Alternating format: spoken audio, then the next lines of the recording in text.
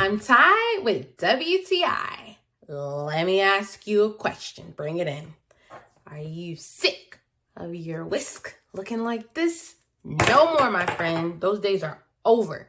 This is the last whisk you'll ever have to buy. This is the U-Taste whisk, and I have been using this baby like crazy. It has a little bit of an indentation here, so it's really easy to hold. I just love the shape of the handle. It makes it so comfortable when you're whisking for long periods of time. Also, look at the top of this thing. It's like intertwined. It's beautiful, actually.